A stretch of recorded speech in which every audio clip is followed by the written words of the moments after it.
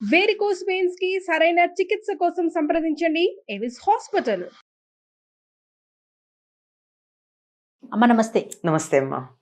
అమ్మా, గృహస్థు కూడా బ్రహ్మచర్యం పాటించారు అని చెప్తుంటారు. కొన్ని సందర్భాల్లో విన్నాను కూడా నేను. అవునమ్మా. అది ఎలాంటి సందర్భాలమ్మా? అసలు బ్రహ్మచర్య శబ్దానికి అర్థం ఏమిటి? బ్రహ్మం చరతి ఇది బ్రహ్మచారి అంటే బ్రహ్మమునందు చరించేవాడు. బ్రహ్మము అంటే జ్ఞానము, బ్రహ్మము అంటే తపస్సు. చదువుకునే పిల్లాన్ని బ్రహ్మచారి అంటారు. ఎందుకంటే చదువుకుంటాడు గనక, జ్ఞానం సంపాదిస్తున్నాడు గనక. అది ఇంగ్లీష్లో కూడా ఏమంటారమ్మా, దాన్ని బ్యాచిలర్ ఆఫ్ ఆర్ట్స్ అంటారు. బ్యాచిలర్ అంటే బ్రహ్మచారి కదా. అవును. బిఏ అంటే ఏమిటి అర్థం? Bachelor of arts. కానీ మనం ఈ బ్యాచిలర్ ఆఫ్ ఆర్ట్స్ చదువుకున్న వాళ్ళందరూ పెళ్ళే చదువుకున్న వాళ్ళు ఉన్నారు. పూర్వకాలం చిన్నతనంలో 18 ఏళ్ళకి పెళ్లి చేసేవారు, అప్పటికి వీళ్ళు బిఏ చదువుతూ ఉండేవాళ్ళు, అంతే కదా. మరి ఏమిటిది?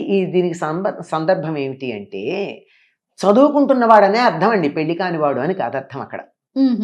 అది అయితే బ్రహ్మచర్యం అనేటటువంటి దానికి చదువుకునే రోజుల్లో ఈ స్త్రీ సంబంధమైన, అంటే పురుషుల గురించి చెప్తూ ఉంటాం గనక, స్త్రీ సంబంధమైనటువంటి ఆలోచన లేకుండా, కామభావన లేకుండా ఉండేవాళ్ళు గనక చదువుకునే రోజుల్లో అప్పుడు వాళ్ళని బ్రహ్మచారులు అనేవారు. మొన్నటిదాకా కూడా ఒక మాట వాడకంలో ఉండేది, ఏదో వివాహే విద్య నాశాయ అని. పెళ్ళయిందంటే ఇంకా చదువు అయిపోయింది. ఎందుకంటే అంతసేపు పుస్తకం తీసి చదువుతూ ఉంటే, సాహిత్యం చదువుతున్నారు అనుకోండి, అందులోను భార్య మీద భర్త మీద మనసు వెళ్ళిపోయిన తర్వాత ఇంకేం చదువుకుంటారండి? మనసంతా అక్కడే ఉంటుంది. అది మామూలుగా అంటే పరిపూర్ణంగా దృష్టి అంతా దాని మీద కేంద్రీకరించి మొత్తం సమయాన్ని చదువు కోసం కేటాయించిన వాళ్ళ సందర్భం. మరి ఇప్పుడు అట్లా కాదు కదా, పెళ్ళయ్యాక కూడా చదువుకుంటున్నారు, జీవితాంతం చదువుకునే వాళ్ళు ఉంటారు. అందువల్ల అర్థం కాదు. అంటే గురువుగారు ఆశ్రమంలో ఉన్నప్పుడు చదువుకున్న దాన్ని బ్రహ్మచర్యాశ్రమం అనేవాళ్ళు.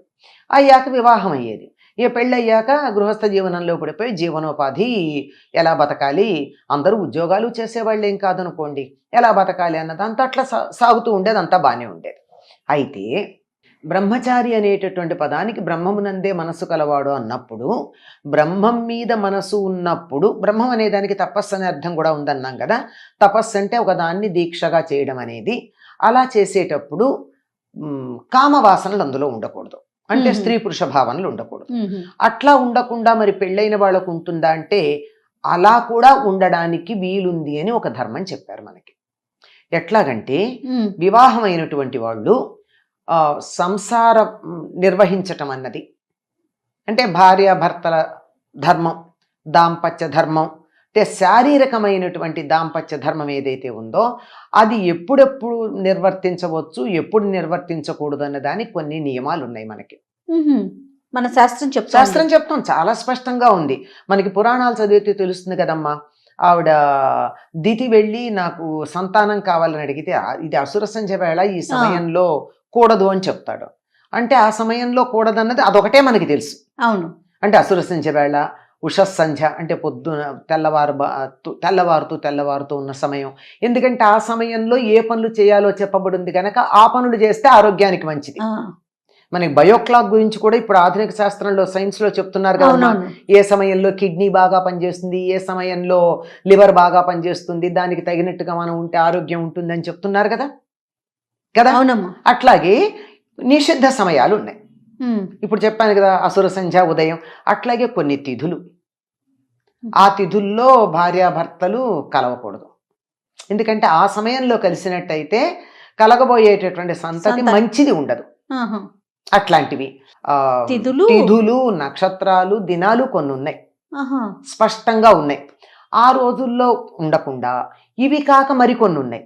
మరికొన్ని అంటే రేపు తద్దినం పెట్టబోతున్నారు తండ్రిది, ఆ ముందు రోజు, ఆ రోజు, మర్నాడు, ఆ 3 రోజులు బ్రహ్మచర్యం పాటించాలి. తండ్రికి, తల్లికి ఎవరికి తద్దినం పెట్టినా అంతే కదా, వాళ్ళకే పెడతారు. లేని సందర్భంలో కొద్ది మందే మహానుభావులు మిగిలిన వాళ్ళకి, బంధువులకి పెట్టేవాళ్ళు ఉంటారు. అట్లాగా రేపేదో సత్యనారాయణ చేసుకుంటున్నాం, రేపు కన్యాదానం చేస్తున్నాం, రేపు కొడుకు ఒడుగు చేస్తున్నాం, రేపు గృహప్రవేశం చేస్తున్నాం, ఇట్లాంటివి కొన్ని ఉంటాయి కదా. రేపు శివరాత్రి రోజు గురించి మాట్లాడతారు. రేపు శివరాత్రి అంటే దానికి ముందు రోజు. ఇట్లా ఏవైతే మనం పండగలు, శుభకార్యాలు, తర్వాత అపరకర్మలు అంటే తద్దినాలవి ఇలాంటివి చేయడానికి ముందు రోజు కూడా బ్రహ్మచర్యం పాటించాలి. ఇలాంటి నిషిద్ధ దినాల్లో బ్రహ్మచర్యం పాటించాలి. ఇలాంటి సందర్భాల్లో బ్రహ్మచర్యం పాటించాలి. ఇవన్నీ పాటిస్తూ గృహస్థ జీవనం గడిపినటువంటి వాళ్ళు బ్రహ్మచారులుగా పరిగణించబడతారు. వాళ్ళను కూడా బ్రహ్మచారి అని అనాలి. అంటే గృహస్థయుండి బ్రహ్మచర్యం పాటించటం, భార్య ఉంది బ్రహ్మచర్యం పాటించటం.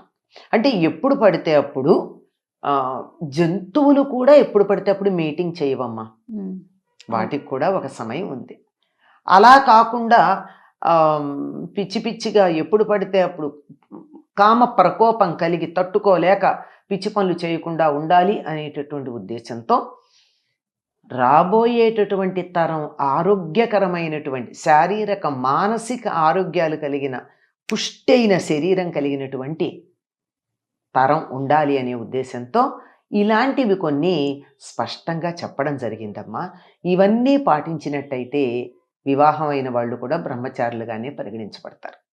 అట్లాగా రేపేదో సత్యనావర్తం చేసుకుంటున్నాం, రేపు కన్యాదానం చేస్తున్నాం, రేపు కొడుకు ఒడుగు చేస్తున్నాం, రేపు గృహప్రవేశం చేస్తున్నాం, ఇట్లాంటివి కొన్ని ఉంటాయి కదా. రేపు శివరాత్రి రోజు గురించి మాట్లాడతారు. రేపు శివరాత్రి అంటే దానికి ముందు రోజు. ఇట్లా ఏవైతే మనం పండగలు, శుభకార్యాలు, తర్వాత అపరకర్మలు అంటే తద్దినాలవి ఇలాంటివి చేయడానికి ముందు రోజు కూడా బ్రహ్మచర్యం పాటించాలి. ఇలాంటి నిషిద్ధ దినాల్లో బ్రహ్మచర్యం పాటించాలి. ఇలాంటి సందర్భాల్లో బ్రహ్మచర్యం పాటించాలి. ఇవన్నీ పాటిస్తూ గృహస్థ జీవనం గడిపినటువంటి వాళ్ళు బ్రహ్మచారులుగా పరిగణించబడతారు. వాళ్ళను కూడా బ్రహ్మచారి అని అనాలి. అంటే గృహస్థయుండి బ్రహ్మచర్యం పాటించటం, భార్య ఉంది బ్రహ్మచర్యం పాటించటం. అంటే ఎప్పుడు పడితే అప్పుడు జంతువులు కూడా ఎప్పుడు పడితే అప్పుడు మీటింగ్ చేయవమ్మా, వాటికి కూడా ఒక సమయం ఉంది. అలా కాకుండా పిచ్చి పిచ్చిగా ఎప్పుడు పడితే అప్పుడు కామ ప్రకోపం కలిగి తట్టుకోలేక పిచ్చి పనులు చేయకుండా ఉండాలి అనేటటువంటి ఉద్దేశంతో రాబోయేటటువంటి తరం ఆరోగ్యకరమైనటువంటి శారీరక మానసిక ఆరోగ్యాలు కలిగిన పుష్టైన శరీరం కలిగినటువంటి తరం ఉండాలి అనే ఉద్దేశంతో ఇలాంటివి కొన్ని స్పష్టంగా చెప్పడం జరిగిందమ్మా. ఇవన్నీ పాటించినట్టయితే వివాహమైన వాళ్ళు కూడా బ్రహ్మచారులుగానే పరిగణించబడతారు.